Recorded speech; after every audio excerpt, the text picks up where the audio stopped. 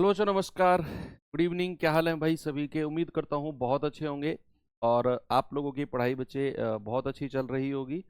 बच्चे, कल की क्लास आपकी हो नहीं पाई थी। उसका रीज़न यही था कि भैया कल शाम मैं यहाँ आया था। मैं अभी घर गया हुआ था कुछ दिन छुट्टी।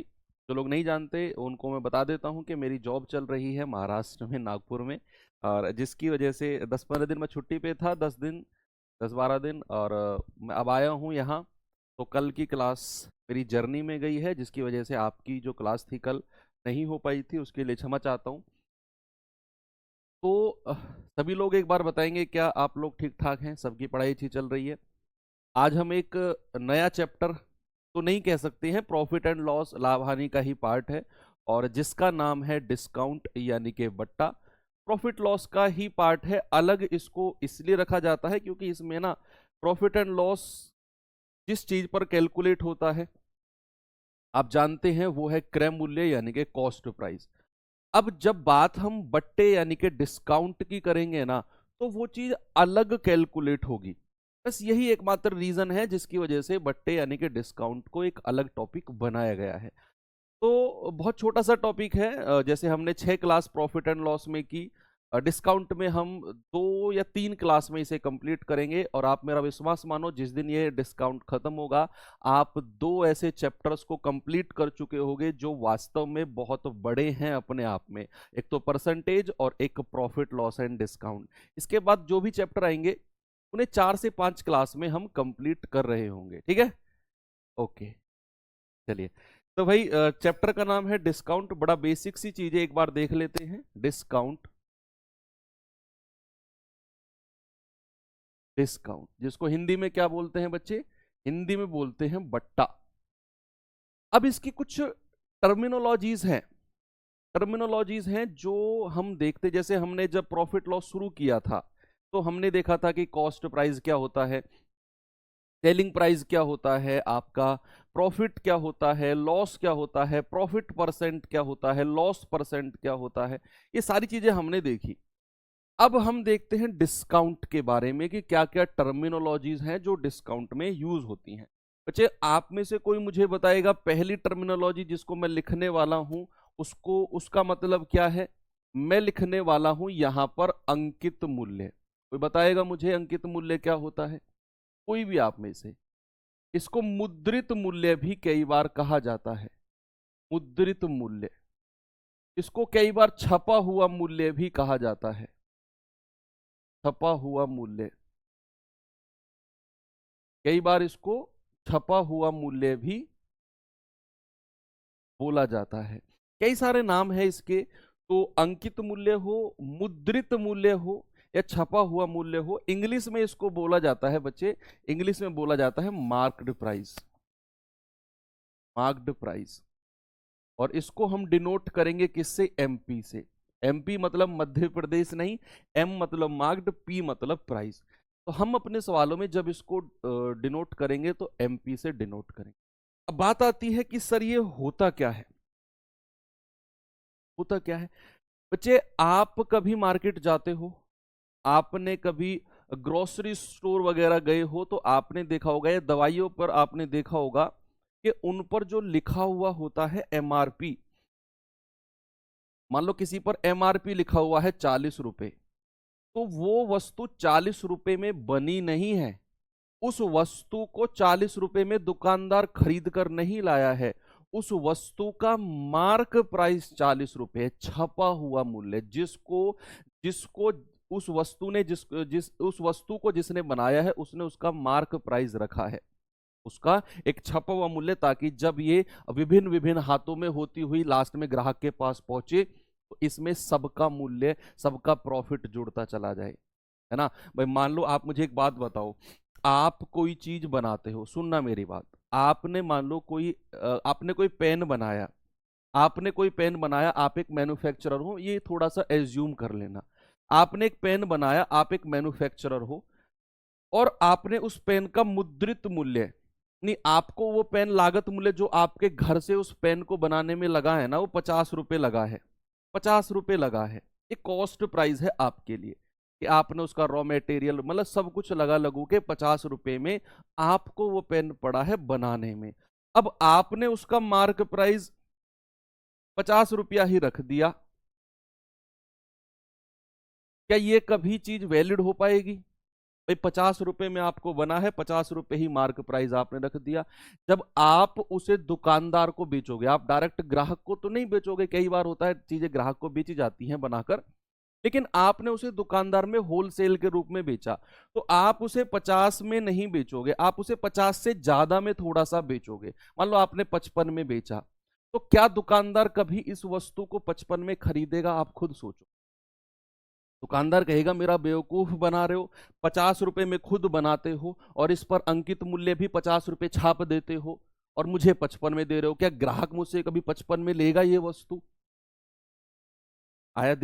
आया पॉइंट दिमाग में कि दुकानदार कहेगा आपसे कि आपको तो ये वस्तु 50 रुपए में पड़ी है, आपने इसको 50 में मुझे दे रहे हो, 55 में दे रहे हो, लेकिन आपने इस पर मूल्य छाप दिया है 50 रुपए। क्या ग्राहक कभी मुझसे 55 में या उससे ज्यादा रुपए में ले पाएगा?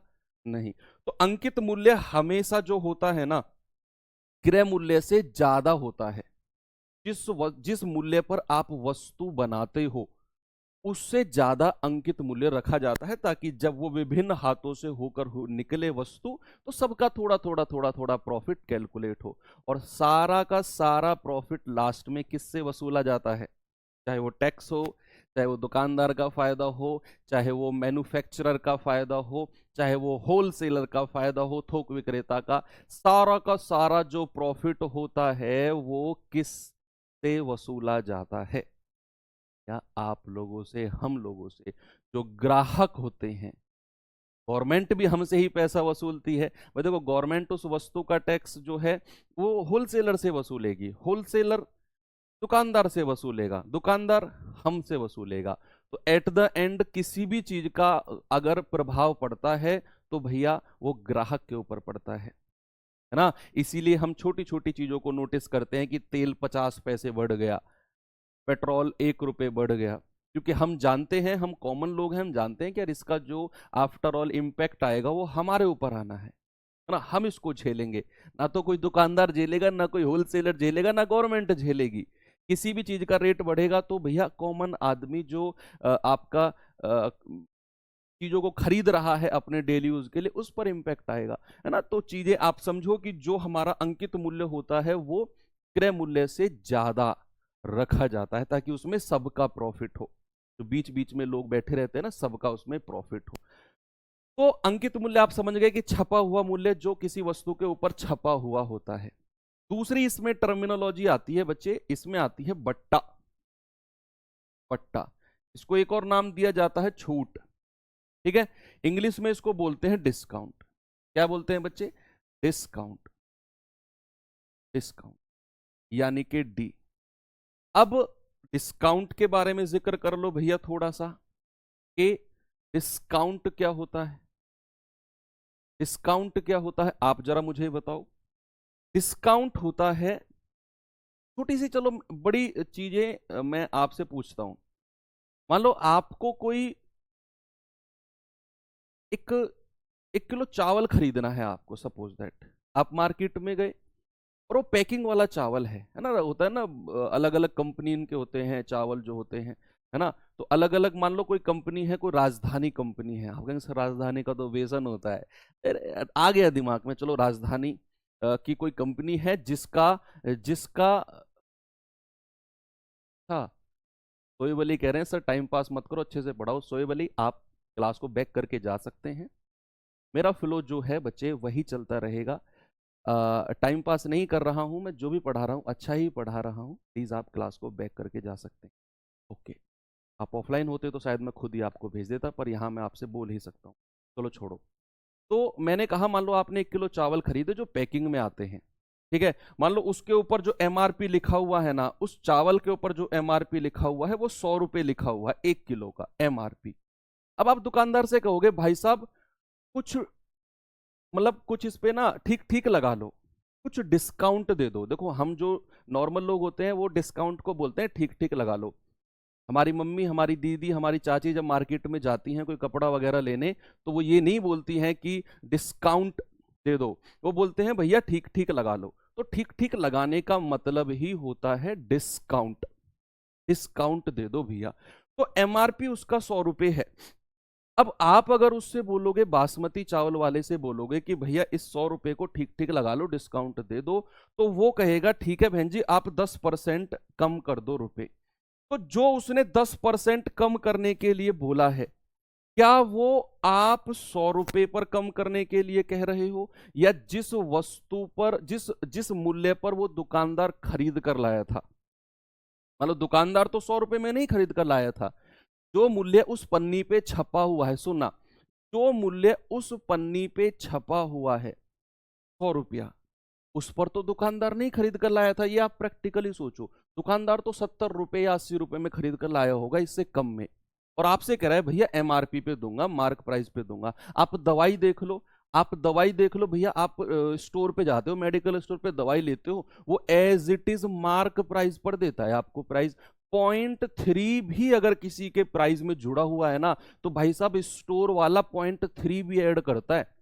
आपने कभी सोचा कि ये भी इतने में लाता होगा? तो आपको मैं एक चीज बताऊं, अगर मार्केट में सबसे ज्यादा मार्जिन है ना किसी चीज पर, वो दवाइयों पर है। 40-40% में दवाइयां आती हैं, 40-40% में। किसी भी दवाई, मान लो कोई सर दर्द की दवाई है, कोई सेराडॉन अगर मैं कहूँ कंपनी है, सेराडॉन की अगर दवाई पर ऊपर लिखा हुआ है ना 10 रुपए, और आपको वो 10 रुपए की दे रहा है स्टोर वाला, तो कम से भी कम वो 2 रुपया 3 रुपए में पड़ी होगी स्टोर वाले को। लेकिन देखो चल रहा है भैया सिस्टम, क्या कर सकते हैं हम, चेंज तो नहीं कर सकते हैं, गवर्नमेंट करेगी, चेंज करना होगा तो, है ना। तो आपसे कहेगा 10% कम दे दो, तो भैया वो 10% 100 रुपए पर कम करने के लिए कहेगा। तो 10% कम करने के लिए कहेगा ना बच्चे, वो 100 रुपए पर। यानी कि यहां से हम समझे कि जो डिस्काउंट होता है, जो छूट होती है, वो हमेशा किस पर मिलती है? हमेशा किस पर मिलती है? हमेशा अंकित मूल्य पर मिलती है। हमेशा अंकित मूल्य पर मिलता है, हमेशा। जब भी मैं डिस्काउंट की बात करूंगा तो आप सोचना कि अगर डिस्काउंट है तो ये अंकित मूल्य पर मिला होगा। अगर डिस्काउंट है तो ये अंकित मूल्य पर मिला होगा, मार्क प्राइस पर, है ना। कोई भी डिस्काउंट, आप खुद मार्केट चले जाओ, अगर आप किसी भी दुकानदार से डिस्काउंट मांगते हो, तो आप उसके अंकित मूल्य पर डिस्काउंट मांगते हो। बार्गेनिंग जो होती है ना, बार्गेनिंग, यस बिल्कुल प्रॉपर वर्ड, जो बार्गेनिंग होती है वो अंकित मूल्य पर होती, ठीक है। तो यहां अब तीसरा पॉइंट आता है आपका, तीसरा पॉइंट आता है आपका, या फिर अगर मैं यहीं से आपसे कहूं कि बट्टा बराबर क्या होता है, या विक्रय मूल्य अगर मैं आपसे कहूं, आप एक दुकानदार हैं, आपको विक्रय मूल्य बताना है, तो वो होता है अंकित मूल्य, अंकित मूल्य माइनस बट्टा, माइनस बट्टा। यानी कि आप अंकित मूल्य में से बट्टा घटा दो, तो भैया आपको पता चल जाएगा किस मूल्य पर वस्तु बेची गई है।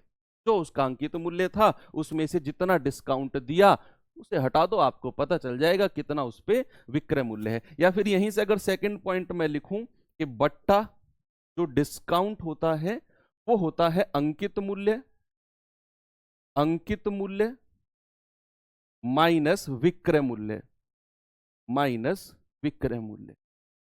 यानी कि mark price minus selling price.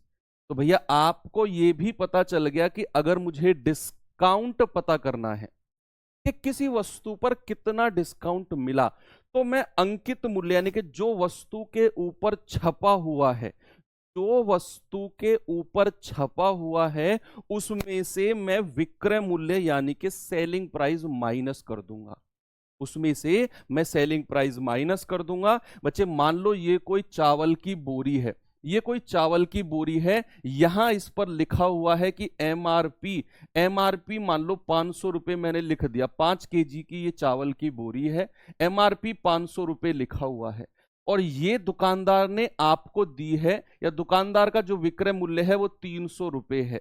तो आप मुझे बताओ यहां बट्टा कितना दिया गया है? डिस्काउंट परसेंट में नहीं, जस्ट मैं आपसे रुपए में ही पूछ रहा हूं।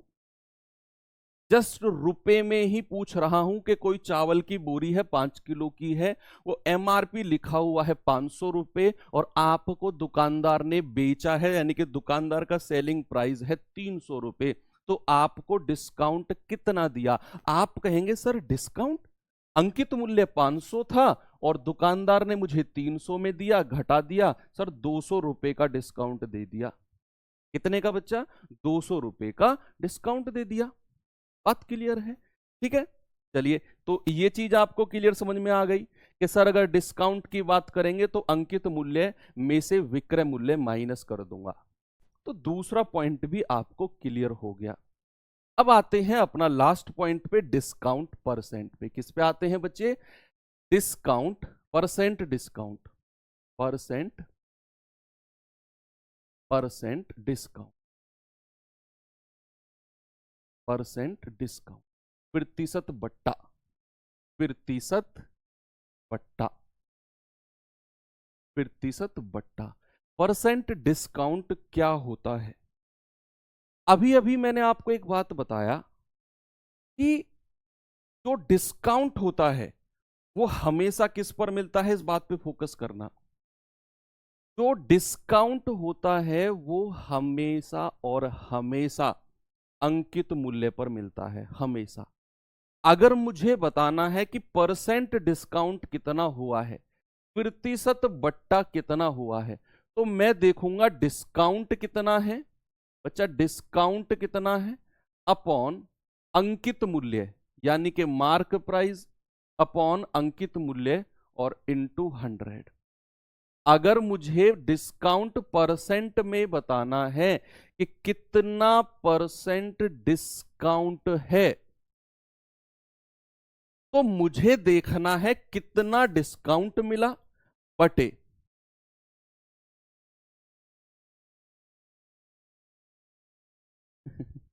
अंकित मूल्य इंटू 100। जैसे जब मैं प्रॉफिट या लॉस परसेंट निकाल रहा था तो मैं एक चीज देख रहा था कि जो प्रॉफिट या लॉस परसेंट होते हैं वो हमेशा क्रय मूल्य यानी कि कॉस्ट प्राइस पर मिलते हैं, लेकिन यहां बात हो रही है डिस्काउंट की, तो हमेशा किस पर मिलेगा? अंकित मूल्य पर मिलेगा। तो डिस्काउंट बटा अंकित मूल्य इंटू 100 आपका हो जाएगा डिस्काउंट परसेंट। अगर बच्चे बस इतनी ही थ्योरी है, इसमें इतनी ही थ्योरी है, बाकी तो हम टाइप वाइज थ्योरी पढ़ते रहेंगे। अगर मैं इसी सवाल में आपसे कहूं जरा मुझे बताना डिस्काउंट परसेंट कितना हुआ है, सभी लोग मुझे बताएंगे इसी सवाल में डिस्काउंट परसेंट कितना है, जल्दी से बताओ बताओ। फिर मैं टाइप वाइज सवालों पर चलता हूं और हर टाइप में छोटा छोटा कॉन्सेप्ट आता रहेगा और हम वहीं पर क्लियर करते रहेंगे उसको। अभी तो डबल डिस्काउंट भी आएगा, 3 डिस्काउंट भी आएंगे, मतलब सारी चीजें आएंगी।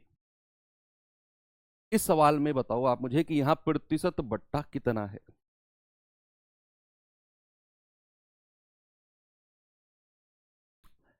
चलिए भाई, आपको मैंने कहा कि प्रतिशत बट्टा जो होता है वो होता है कितना बट्टा मिला बटे बटे अंकित मूल्य, क्योंकि बट्टा हमेशा अंकित मूल्य पर मिलता है, और इंटू 100।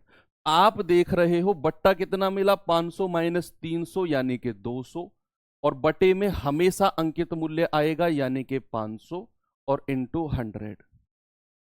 आप कहेंगे ये आ जाएगा 5 दूनी 10 और 20 दूनी 40%। बच्चा डिस्काउंट परसेंट कितना आ गया? डिस्काउंट परसेंट आ गया 40%। अब एक चीज और स्टार बनाकर आपने लिखनी है, एक चीज और बच्चे स्टार बनाकर आपने लिखनी है। जब मैं आपको सॉरी प्रॉफिट लॉस पढ़ा रहा था तो मैंने आपको बोला था कि जो हमारा क्रय मूल्य होता है वो 100% होता है। याद आया ये बात? जो लोग रिवीजन कर रहे होंगे बच्चे वो लोग बहुत अच्छी तरह जानते होंगे कि जब मैं क्रय मूल्य और विक्रय मूल्य की बात कर रहा था तो 100% मैं क्रय मूल्य को कह रहा था, 100%। 100% मैं किसको बोल रहा था? कॉस्ट प्राइस को। लेकिन जब भी मैं डिस्काउंट की बात करूंगा बच्चे, याद रखना, जब भी मैं डिस्काउंट की बात करूंगा तो अंकित मूल्य को मैं 100% मानकर चलूंगा। बच्चे मैं अंकित मूल्य यानी कि मार्क प्राइस को मैं क्या मानकर चलूंगा, मैं 100% मानकर चलूंगा। ये चीज डिस्काउंट के केस में आपने दिमाग में रखनी है। मैं एक एक चीज को बिल्कुल बेसिक तरीके से आपको समझाता चल रहा हूं। हर हर बेसिक चीज का मतलब है एक बड़े से सवाल। ठीक है, तो अब मैं एक एक चीज को अलग अलग तरीके से बताकर जब मैं सवाल कराऊंगा तो वहां आपको पता चलेगा कि हाँ ये चीज तो सर बता चुके हैं। ठीक है, तो मैंने कहा कि अंकित मूल्य हमेशा 100% करेंगे जब भी मैं डिस्काउंट की बात करूंगा। बच्चे अगर मैं आपसे कहूं कि किसी वस्तु को 20% के डिस्काउंट पर बेचा गया, 20% के बट्टे या फिर डिस्काउंट पर बेचा गया, तो आप जरा मुझे बता दो कि उसका सेलिंग प्राइस कितने परसेंट होगा। परसेंट में ही सेलिंग प्राइस बता दो। आप मुझे परसेंट में ही सेलिंग प्राइस बता दो। अगर मैंने कहा कि 20% के डिस्काउंट पर बेचा गया है तो उसे कितने परसेंट में बेचा गया है, ये आप मुझे बता दो। जल्दी से आप मुझे बताएंगे सभी लोग। अगर मैंने यहां कहा कि किसी वस्तु को 20% के डिस्काउंट देकर बेचा गया है, 20% के डिस्काउंट पर बेचा गया है, तो उसका विक्रय मूल्य यानी कि सेलिंग प्राइस क्या है। तो आप कहेंगे सर 20% का डिस्काउंट। देखो डिस्काउंट का मतलब बच्चे हमेशा याद रखना कि वस्तु की जो वैल्यू है ना वो कम होती है। वस्तु की वैल्यू हमेशा कम होगी। अगर मैं कहूंगा 20% का डिस्काउंट यानी कि सेलिंग प्राइस होगा उसका 100 होता है अंकित मूल्य, उसमें से 20 घटा दो तो आप कहेंगे सर 80% पर बेचा गया है। आप जरा मुझे बताना अगर मैं कहूं 15% के बट्टे पर बेचा गया है, 15% के बट्टे पर बेचा गया है तो सेलिंग प्राइस कितना होगा। अगर मैं कहूंगा 15% के बट्टे यानी कि 15% के डिस्काउंट पर बेचा गया है तो आप कहेंगे सर 15% है तो 100 में से घटा दो, सर सेलिंग प्राइस हो जाएगा 85%। सेलिंग प्राइस कितना होगा 85%। तो ये चीज तो हो गई परसेंट में।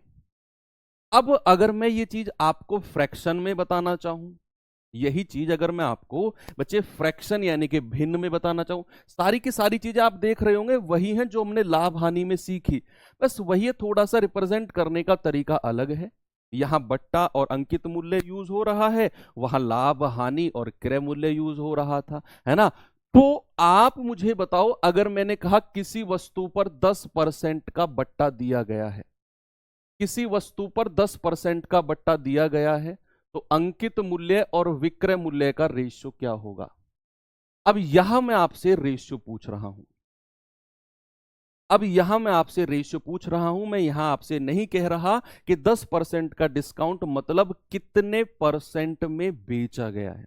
बच्चे यहां मैं आपसे कह रहा हूं कि अगर 10% का डिस्काउंट दिया गया है तो अंकित मूल्य और विक्रय मूल्य का रेशियो क्या होगा। सभी लोग बताएंगे मुझे इस बात का जवाब, बताइए भैया। ये वही स्टोरी है जो हमने प्रॉफिट लॉस और डिस्काउंट में पढ़ी, सेम वही चीज है।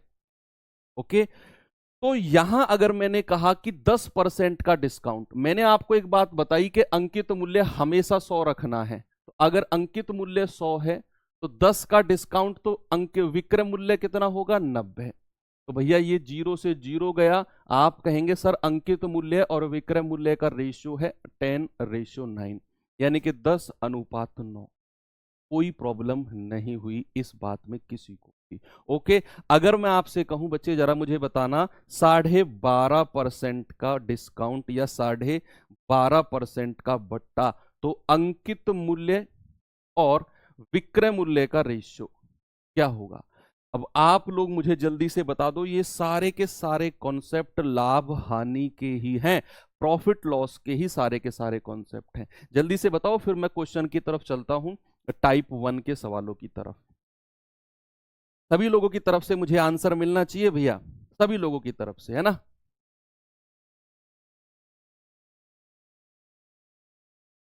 Yes, very good. अगर किसी वस्तु पर 12.5% का डिस्काउंट दिया जाए तो उसके अंकित मूल्य और विक्रय मूल्य का रेशियो क्या होगा? यह आप कहेंगे कि सर 12.5% है। परसेंटेज के जमाने में सीखा था हमने, परसेंटेज के जमाने में सीखा था कि 12.5% का जो भिन्न होता है ना, वो 1/8 होता है। जिन लोगों ने नहीं पढ़ा है या भूल गए हैं, वो लोग पढ़ लेना जाकर और रिवीजन कर लेना। मैंने कहा कि 12.5% मतलब 1/8। सवाल ने कहा 12.5% का बट्टा, मतलब अंकित मूल्य अगर 8 है तो भैया 1 का डिस्काउंट, 1 की छूट, 1 का बट्टा दे दिया तो कितने में बेचा गया होगा? 8 - 1, यानी कि रेशियो कितना बन गया? 8:7। कितना बन गया बच्चे? 8:7। बात क्लियर हुई? यस। चलो, ये छोटी छोटी चीजें आप सीख चुके हैं। अब आपको मैं लेकर चलता हूं टाइप 1 की तरफ, और 2 से 3 क्लास में ये चैप्टर आपका कंप्लीट हो जाएगा। मैं किसी भी चैप्टर में कोई जल्दबाजी नहीं कर रहा हूं भाई, एक एक चीज को मैं बहुत डिटेल में आपको समझा रहा हूं। रोज हमें 1 घंटा पढ़ने का मिलता है, उस 1 घंटे में मैं हर वो चीज कवर करता हूं। चाहे क्लास नंबर ऑफ क्लासों की संख्या बढ़ जाए, कोई प्रॉब्लम नहीं है, हमारे पास सफिशिएंट टाइम है। हम चीजों को एक बार पढ़ेंगे और बहुत आराम से और एकदम क्लियर करते हुए पढ़ेंगे। तो टाइप 1 हमारा है, और टाइप 1 का पहला सवाल आपके सामने ये रहा। चलिए, बहुत बेसिक टाइप आप इसे कह सकते हो, और जल्दी से आंसर बताने की कोशिश करेंगे कितना होगा इसका। उसने कहा छूट की दर ज्ञात करो जब अंकित मूल्य 1880 है और विक्रय मूल्य 1598 है। Find the discount rate when mark price is 1880 and the selling price is 1598। किसी चीज का अंकित मूल्य 1880 है और उसे बेचा गया है 1598 में, ये उसका विक्रय मूल्य है 1598। बड़ा आसान है भाई। उसने कहा 1880 में अंकित मूल्य है, यानी कि मार्क प्राइस कितना है बच्चे? मार्क प्राइस है 1880, और उसे बेचा कितने में गया है? बेचा गया है 1598 में। अब आप मुझे बताओ उसे डिस्काउंट कितना मिला है? डिस्काउंट परसेंट उसने पूछा। डिस्काउंट, बेईमान दुकानदार वाला छूट के, अरे पढ़ाऊंगा भैया, डिस्काउंट के बाद कराऊंगा वो चीज, डिस्काउंट के बाद, है ना। तो अंकित मूल्य 1880 है और उसे बेचा गया है 1598 में। सबसे पहले मैंने आपसे कहा कि उसे उसे उसे डिस्काउंट कितने का मिला, पट्टा कितने का मिला। तो आप कहेंगे सर 1880 तो छपा हुआ मूल्य था, बेचा गया है 1598 में। अगर डिस्काउंट की बात करेंगे तो 1880 में से 1598 माइनस कर देंगे सर। 10 में से 8 गया 2, 17 में से 9 गया 8, और भैया 7 में से 5 गया 2। आप कहेंगे सर 282, 282 रुपए, 282 रुपए का डिस्काउंट मिला है। और अगर मुझे डिस्काउंट परसेंट में निकालना होगा तो 282 बटा, हमेशा नीचे क्या रखेंगे? अंकित मूल्य 188 जीरो और गुणा 100। ये आपका सवाल है, और आपका आंसर आप मुझे जल्दी से बता दो कैलकुलेट करके कितना आएगा। पहले तो आपने देखा डिस्काउंट है 282 का, फिर डिस्काउंट परसेंट में निकालना था तो 282 बटे कितना उसका अंकित मूल्य है वही नीचे रखा जाएगा और गुणा 100। जीरो से जीरो गया, बचे 2 पंजे 10, 2 नाम 18, 2 चौके 8, 9 तिया 27, 4 तिया 12। ये पूरा 3 बार कटेगा भैया इससे। 94 तिया 282, है ना भाई। 94 तिया 282, 9 तिया 27, 4 तिया 12। आप वैसे काट के देख लो, 3 बार ही कटेगा। और 3 की गुणा 5 में करेंगे तो कितना आएगा? 15%। ये सवाल बताओ, जल्दी से बताओ बच्चे मुझे इसका जवाब क्या होगा। वेरी गुड, 15% सभी का सही जवाब है। एक माइक्रोवेव ओवन का अंकित मूल्य 15,990 रुपए है। और इसे 12,792 रुपए में बेचा जाता है। तो बताओ छूट परसेंट डिस्काउंट कितना है। आपको केवल दो चीज पे फोकस रखना है कि उसका अंकित मूल्य कितना है और उसे बेचा कितने में गया है। आप डिस्काउंट परसेंट चुटकी में निकाल दोगे।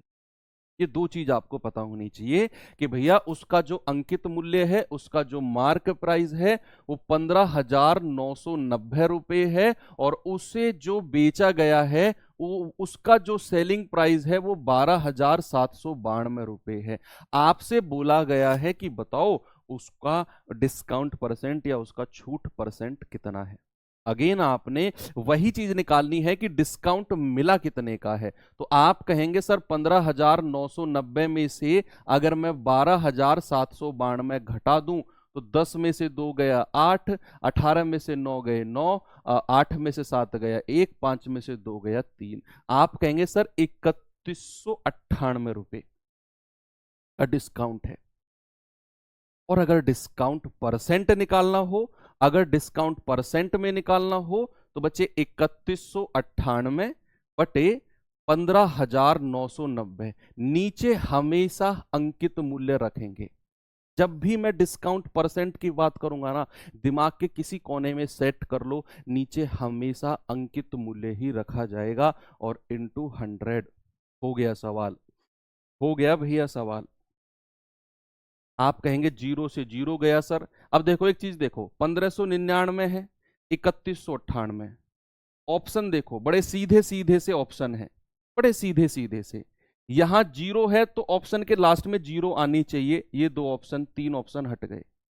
ऐसे ऑप्शन हटाते हैं हम कि यहां भैया 9 दूनी 18, यूनिट डिजिट देखो, 9 दूनी 18, 15 दूनी 30, ये पूरा दो बार कटेगा और 2 धाम 20%, पूरा दो बार कटेगा और आपका आंसर आ जाएगा 2 धाम 20%। सभी का आंसर 20% आ भी रहा है भर भर के ऑप्शन में। चलिए अगले ऑप्शन, अगले क्वेश्चन की तरफ आपको मैं लेकर चलता हूं बच्चे। जल्दी से बताएंगे इस सवाल का जवाब भाई क्या होगा। अभी तो सिंगल डिस्काउंट है, जो टाइप 1 में आपको करा रहा हूं इसमें सिंगल डिस्काउंट है। अभी जो अगला टाइप आएगा उसमें डबल डिस्काउंट देगा, एक डिस्काउंट उसके बाद फिर से एक और डिस्काउंट दिया गया। मजा आएगा उसमें, है ना। तो उसने कहा किसी रेडियो पर 15% की छूट देने के बाद उसका जो विक्रय मूल्य है, उसका जो अंकित सॉरी सेलिंग प्राइस है वो 238 रुपए हो जाता है। तो बताओ अंकित मूल्य क्या हो। बड़ा आसान है, जल्दी से आप लोग इसे कर सकते हो।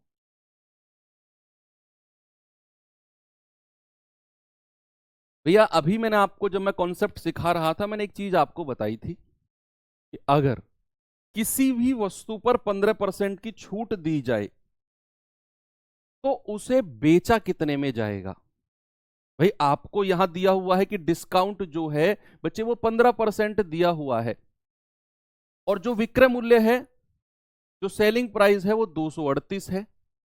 तो आप जरा मुझे एक बात बताओ कि अगर किसी वस्तु पर 15% का डिस्काउंट दिया जाए तो उसे बेचा कितने में जाएगा। आप कहेंगे कि सर 15% के डिस्काउंट का मतलब है कि 100 में से घटा दो, सर उसे 85% में बेचा जाएगा। भाई सिंपल सी बात है, 15% डिस्काउंट का मतलब है 85% में बेचा जाएगा। और सवाल ने कहा 238 में बेचा गया है, तो क्या मैं कह सकता हूं कि 85% बराबर 238? यस। 1% बराबर कितना? 238 बटे 85।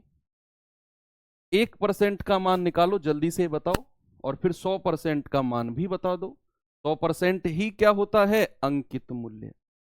आप कहेंगे 238 बटे 85 इंटू 100। भाई हम 100% क्यों निकाल रहे हैं? क्योंकि हमसे अंकित मूल्य पूछा गया है, और हमको 85% का मान 238 पता है सेलिंग प्राइस, 1% का मान और 100% का मान। देखो कितना सिंपल है, 17 से कट जाएगा भाई, 17 पंजे 85, 17 एकम 17 और 17 चौके 68।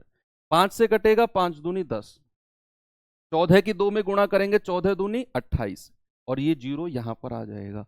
और आप कहेंगे सर 280 जो है वो 100% का मान है और 100% ही अंकित मूल्य होता है। बड़ा सिंपल है ना। तो चलिए अगले सवाल की तरफ चलते हैं। ये सवाल जल्दी से सेम क्वेश्चन है और इसका आंसर आप मुझे बता दो जल्दी से बच्चे, क्या होगा। सेम क्वेश्चन है, बिल्कुल पिछले सवाल की तरह। यदि किसी वस्तु पर 10% की छूट देकर 450 रुपए में बेचा गया, 10% का डिस्काउंट दिया और 450 में बेचा गया, तो उस वस्तु का अंकित मूल्य यानी कि मार्क प्राइस क्या रहा होगा, बताओ। तो भैया अगर आप मुझे बताओ 10% का डिस्काउंट, अगर बच्चे 10% की छूट दी जाए, किसी भी चीज पर अगर 10% की छूट दी जाए तो उसका सेलिंग प्राइस कितना हो जाता है। आप कहेंगे उसका सेलिंग प्राइस हो जाता है सर 90%। यही बात सिंपल सी है सर। इसे फ्रैक्शन से भी कर सकते हैं, राकेश मीना बिल्कुल कर सकते हैं भाई, मैंने दोनों तरीके आपको बताए हैं। आप फ्रैक्शन से कर लो, आप परसेंट से कर लो, ये आपकी मेहनत है और आपकी कलाकारी है और आपकी प्रैक्टिस है कि जब आप इसका रिवीजन करो तो आपका दिमाग चारों तरफ चलना चाहिए। चलो एक मेथड सर ने बता दिया, इसको और कैसे कर सकते हैं। अगर आप ये सोचना सीख गए ना तो मेरा विश्वास करो आप मैथ में महारत हासिल करने की तरफ जा रहे हो। अगर आपके दिमाग में हर सवाल को देखकर ये ख्याल आया ना कि एक मेथड तो चलो सर ने करा दिया, दूसरा मेथड अगर मैं सर की जगह खड़ा हूं तो कौन सा मेथड मैं बनाऊं या कौन से मेथड से मैं करूं, और उसमें लग जाओ, ढूंढ निकालो वो तरीका। भाई साहब मैथ आपसे आगे कोई जा ही नहीं पाएगा। तो मैंने कहा कि सेलिंग प्राइस 90% है, तो 90% का मान कितना है 450। बच्चे 1% का मान कितना होगा 450 बटे 90। भाई जीरो से जीरो गया, 9 पंजे 45, 1% का मान 5, तो 100% का मान कितना होगा 5 गुणा 100 यानी कि 500। और 100% ही क्या होता है, 100% ही अंकित मूल्य होता है। आपका जवाब होगा नन ऑफ दीज। क्या होगा, नन ऑफ दीज, इनमें से कोई नहीं। एक और सवाल ऐसा ही, जल्दी से आप लोग मुझे इसका उत्तर बताएंगे क्या होगा, बताओ। फिर मैं टाइप चेंज करके आपको नेक्स्ट टाइप लेकर चलता हूं और उससे पहले मैं आप कुछ चीजें आपको बताऊंगा एज अ कॉन्सेप्ट।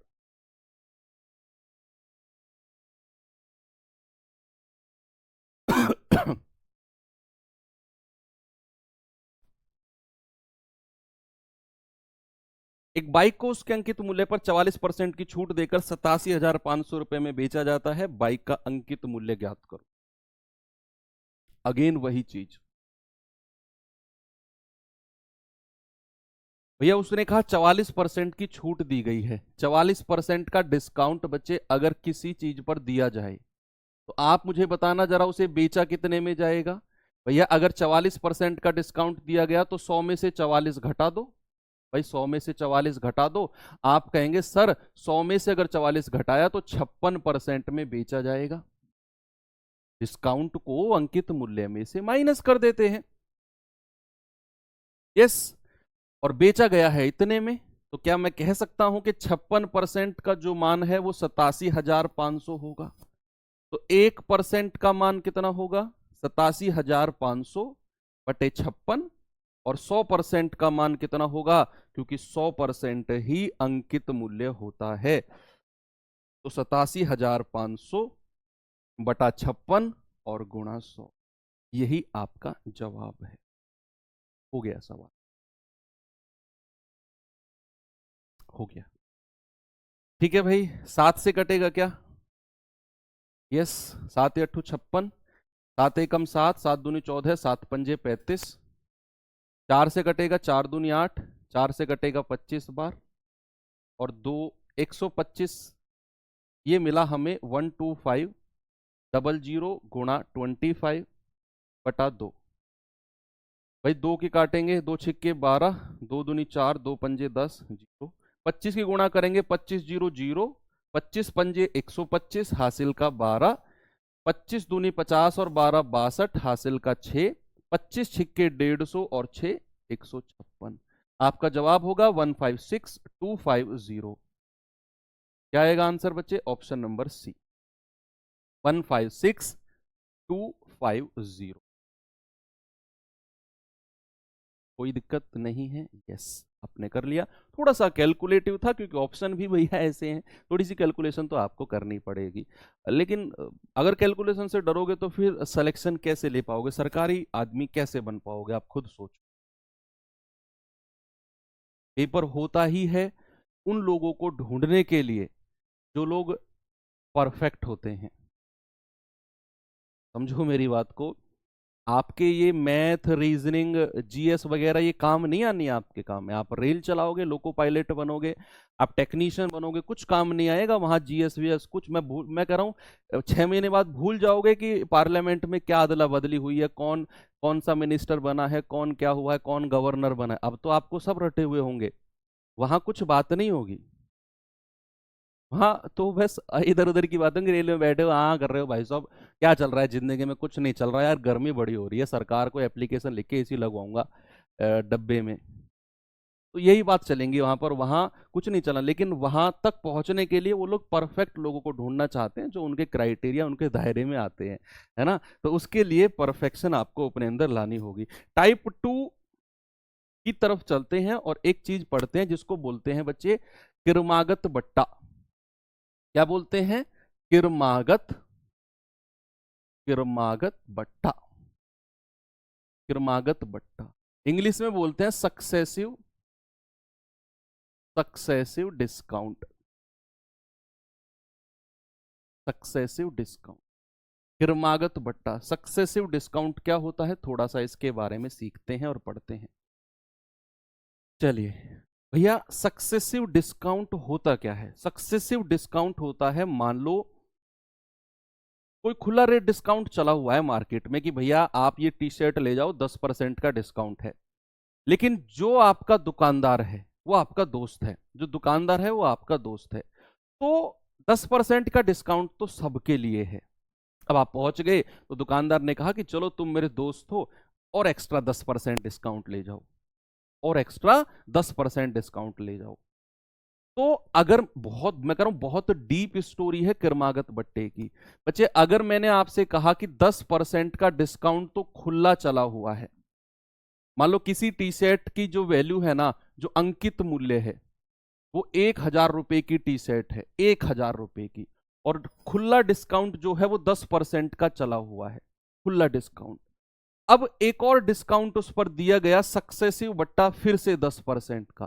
तो बताओ उसे बेचा कितने में जाएगा? ये कहानी है कि अगर मैं इसको दो तीन चीजें, दो तीन तरीके से मैं इसे करके बताऊंगा। सक्सेसिव डिस्काउंट पढ़ना बहुत जरूरी है। मैंने आपसे कहा किसी वस्तु का अंकित मूल्य 1,000 रुपए है और भैया उसे D1 यानी कि पहला डिस्काउंट 10% का है, और एक और सक्सेसिव यानी कि क्रमागत बट्टा एक और 10% का दे दिया, तो उसे बेचा कितने में गया होगा? ये चीज आपसे पूछी गई है बच्चे। अब जो बच्चे इसमें गलती करते हैं, जिन लोगों ने पढ़ा नहीं होता है, वो क्या सोचते हैं कि भैया पहला डिस्काउंट 10% का, दूसरा डिस्काउंट भी 10% का, तो टोटल डिस्काउंट हो जाएगा 10 + 10 20% का। कितने लोग इस बात को सही मानते हैं? थम्स अप करके बताओ अभी तक। अब के बाद तो उन सबकी सोच बदल जाएगी। अभी तक कितने लोग इस बात को सही मानते हैं कि पहला डिस्काउंट, पहला बट्टा अगर 10% का है, दूसरा बट्टा भी 10% का है, तो कुल मिलाकर 20% का डिस्काउंट? कौन कौन इस बात को सच मानता है? बताओ, थम्स अप करके बताओ। फिर अब के बाद में वो सीखेंगे कि हाँ क्यों ये गलत है।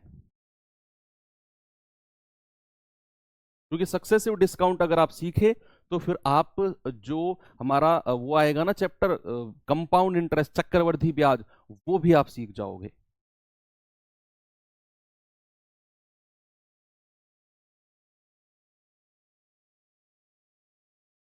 चलिए बच्चे, ये चीज होती है गलत, ये चीज होती है गलत।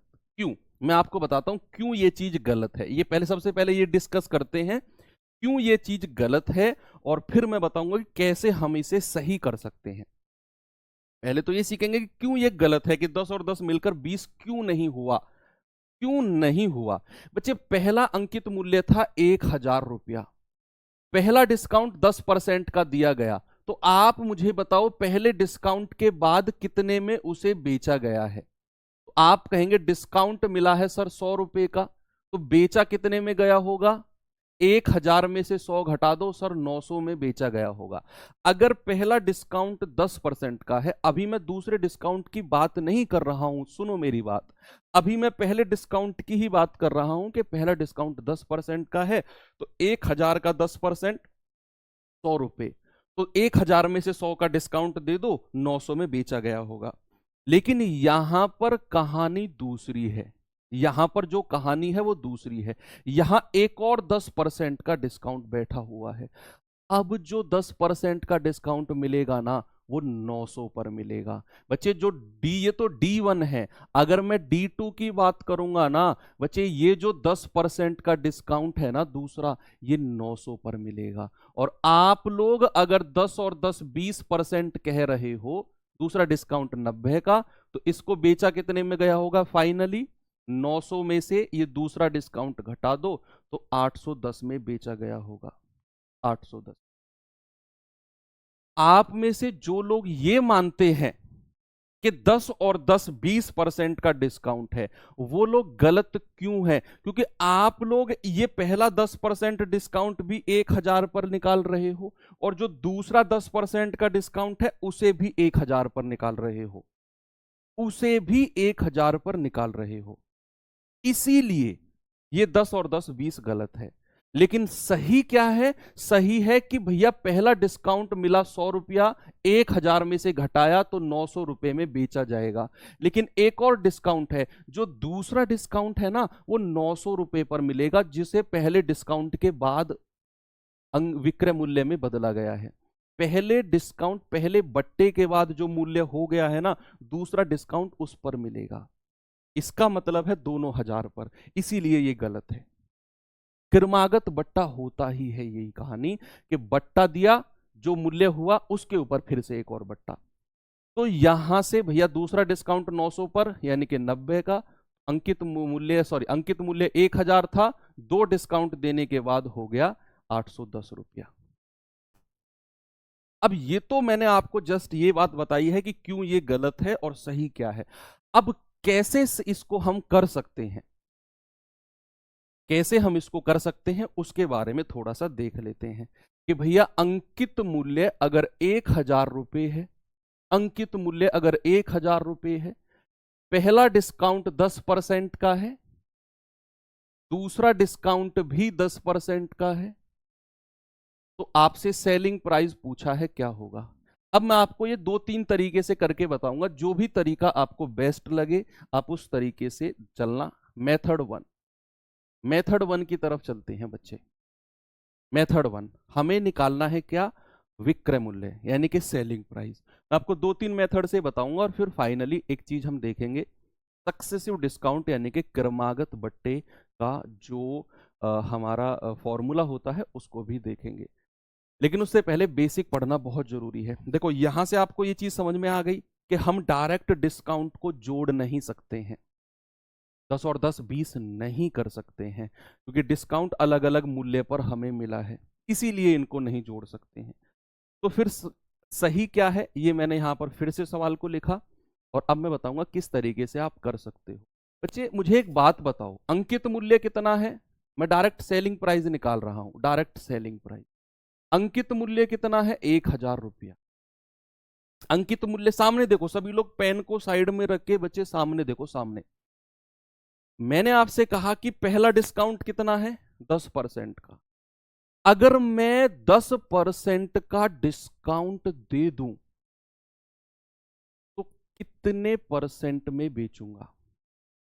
अगर मैं 10% का डिस्काउंट किसी भी वस्तु पर देता हूं तो कितने परसेंट में बेचूंगा, 90% में।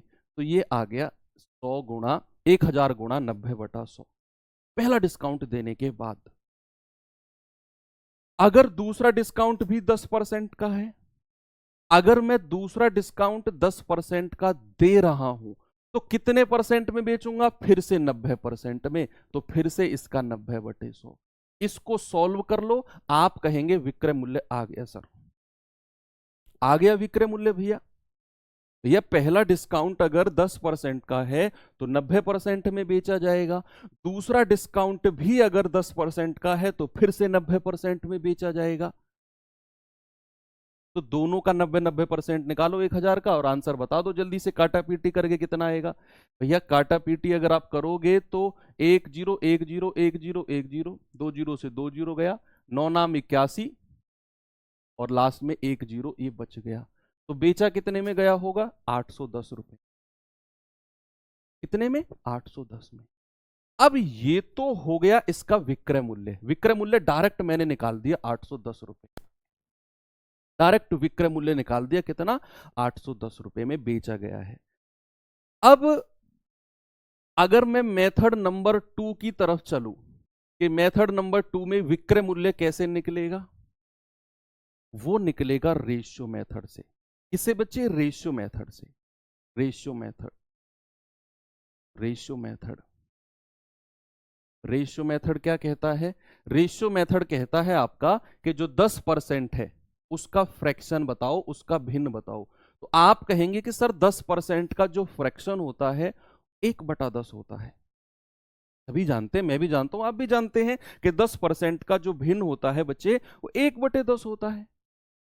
अगर किसी वस्तु पर 1/10 का डिस्काउंट यानी कि बट्टा है तो 10 की चीज को कितने में बेचा गया होगा? 1 का डिस्काउंट देकर 9 में। ये चीज तो मैंने आपको शुरू में समझाई और मैंने कहा भी आपको कि जो छोटी छोटी करके मैं आपको चीजें बता रहा हूं ना, ये सवालों में अप्लाई होंगी। अगर 1/10 का डिस्काउंट है तो 10 की चीज को कितने में बेचा गया है? 9 में। दूसरा डिस्काउंट भी 10% का है कि नहीं? यस। उसका भी फ्रैक्शन 1/10 होगा तो उसे भी 10 से 9 कर दो। इधर जो रेशियो आएगा ये अंकित मूल्य का आएगा, इधर जो आएगा ये विक्रय मूल्य का।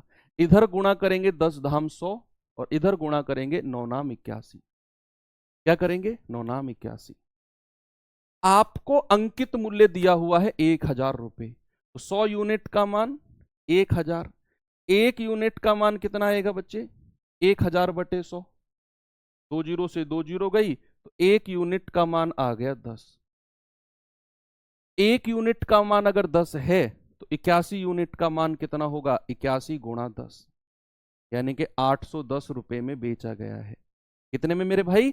810 रुपए में बेचा गया है। तो यहां से भी आपने सेलिंग प्राइस यानी कि विक्रय मूल्य निकाल दिया। मेथड 1 से भी 810 आया और मेथड 2 से भी 810 आया विक्रय मूल्य। अब आती है मेथड नंबर 3 और जिसे मैं आपको बहुत देर से बताना चाह रहा हूं, जिसको कहते हैं क्रमागत बट्टा, जिसको बोलते हैं सक्सेसिव डिस्काउंट। वो है आपका मेथड नंबर 3, M3, जिसको बोलते हैं क्या? क्रमागत बट्टा, सक्सेसिव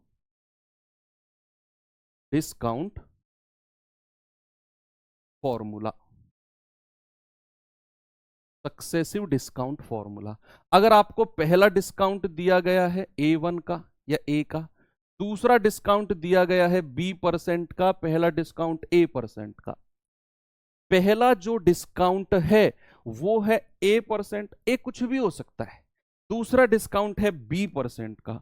तो बच्चे दोनों हमें निकालना होता है समतुल्य बट्टा, दोनों का मिलाकर समतुल्य बट्टा। समतुल्य बट्टा या इंग्लिश में बोलते हैं इक्विवेलेंट डिस्काउंट। इक्विवेलेंट डिस्काउंट, समतुल्य बट्टे का जो फॉर्मूला होता है वो होता है A+B और यहां माइनस रखते हैं। ये डिस्काउंट के केस में याद रखना स्पेशली कि जो समतुल्य बट्टे का फॉर्मूला होता है ना, वो A+B माइनस A गुणा B बटा 100, माइनस A गुणा B बटे 100। ये होता है समतुल्य बट्टा यानी कि इक्विवेलेंट डिस्काउंट। अगर आपको 2 डिस्काउंट दिए, अगर सर 3 दिए हो, वो हम कल करेंगे कि 3 का किस तरीके से होता है। अभी जस्ट मैं आपको 2 डिस्काउंट का बता रहा हूं कि 2 डिस्काउंट अगर दिए होंगे तो उनका इक्विवेलेंट डिस्काउंट यानी कि समतुल्य बट्टा निकालना हो तो फॉर्मूला होता है A+B माइनस A गुणा B बटे 100। माइनस ए गुणा बी बटे 100। तो यहां से इसका समतुल्य बट्टा बताना भैया, 10 और 10 दिया हुआ है, तो 10 प्लस 10 माइनस 10 गुणा 10 बटा 100। ये आ जाएगा 10 और 10 20, 20 में से एक गया 19%, कितना आएगा 19। भाई 10 और 10 20 और 1 गुणा 1 1, आप कहेंगे कि ये आ जाएगा 19% का डिस्काउंट है, समतुल्य बट्टा। अब आप मुझे बताओ, किसी चीज पर अगर 19% का डिस्काउंट है तो उसे बेचा कितने में गया होगा? 100 में से 19 घटा दो, 81% में बेचा गया होगा। 1000 का 81% निकाल लो, 810 ही आएगा। है भाई कि नहीं? बिल्कुल क्लियर है ना कि समतुल्य बट्टा होता है a प्लस बी माइनस ए गुणा बी बटा 100। आप कहेंगे 10 और 10 20, 10 गुणा 10 बटा 100, एक आ जाएगा, 19 आ गया। अगर डिस्काउंट 19 है तो बेचा गया होगा 81% में, 81% में। तो 1000 का 81% निकाल लो, हो गया सवाल। बच्चे 1000 का 81% निकाल लो, 1000 गुणा 81/100 यानी कि 810, आंसर आ गया। अब एक बच्चा कह रहा है कि सर मेथड 1 अच्छा है, ये कह रहा है मेथड 2 अच्छा है, ये कह रहा है मेथड 3 अच्छा है। तीनों मेथड बेस्ट हैं।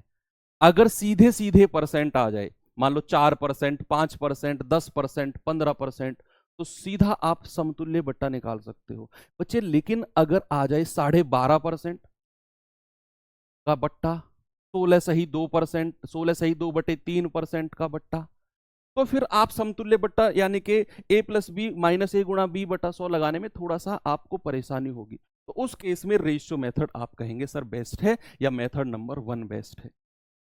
जहां डिस्काउंट कुछ इस तरीके आ जाए, 12.5%, 16 सही 2/3%, 37.5%, 62%, इस तरीके के अगर डिस्काउंट आ जाएंगे तो फिर हमें थोड़ी सी प्रॉब्लम होगी ये फॉर्मूला लगाने में। तो उस केस में फिर मैंने ये दो मेथड आपको बताए हैं कि वहां हम इसको लगा लेंगे। इसीलिए मैं ये आपको कलाकारी नहीं दिखाना चाह रहा हूं कि 810 देखो मैंने 3 मेथड से लगा दिया, देखो मैं कितना सुप्रीम मास्टर हूं। नहीं, मैंने आपको 3 मेथड बताई कि अगर डिस्काउंट थोड़ा सा अलग आ जाए, बटे बटे का आ जाए, तो हम उसका फ्रैक्शन, उसका भिन्न बनाकर इस तरीके से सॉल्व कर लेंगे। ओके, यही रीजन है तीनों मेथड बताने का। ओके, बात क्लियर हुई? चलो ठीक है। तो इसी चीज को बच्चे 3 मेथड से हमने सॉल्व किया, हमारा तीनों मेथड से आंसर आया 810 रुपए। अब एक क्वेश्चन मैं आपको होमवर्क के लिए दे देता हूं और आप मुझे उसका आंसर टेलीग्राम ग्रुप में बता सकते हैं। और बाकी ये टाइप 2 का पहला क्वेश्चन है और इस यहां से हम कल शुरुआत करेंगे। कल हम देखेंगे कि अगर डिस्काउंट 2 की जगह 3 होगा तो सर कैसे उसका इक्वलेंट डिस्काउंट समतुल्य बट्टा निकालेंगे, है ना। अब जैसे यहां है एक डिस्काउंट 15 का है, एक 10 का है, तो ये आप खुद डिसाइड कर सकते हो, ये आप खुद डिसाइड कर सकते हो कि सर 15 और 10 है ना, तो यहां तो a प्लस बी माइनस ए गुणा बी बटा 100 लगा के कर लेंगे। लेकिन यही डिस्काउंट अगर होता कि 12.5% और 16 सही 2/3%, तो फिर आप कहते कि सर यहां हम रेशियो मेथड से कर लेंगे। ओके, चलो ओके बच्चे, यहाँ करते हैं क्लास को कंप्लीट। बाकी कल नहीं हुई थी क्लास आपकी, अब ऐसी डिस्टरबेंस नहीं आएगी और क्लास आपकी रेगुलर चलेगी। बाकी मिलते हैं कल के सेशन में। Thank you, bye bye.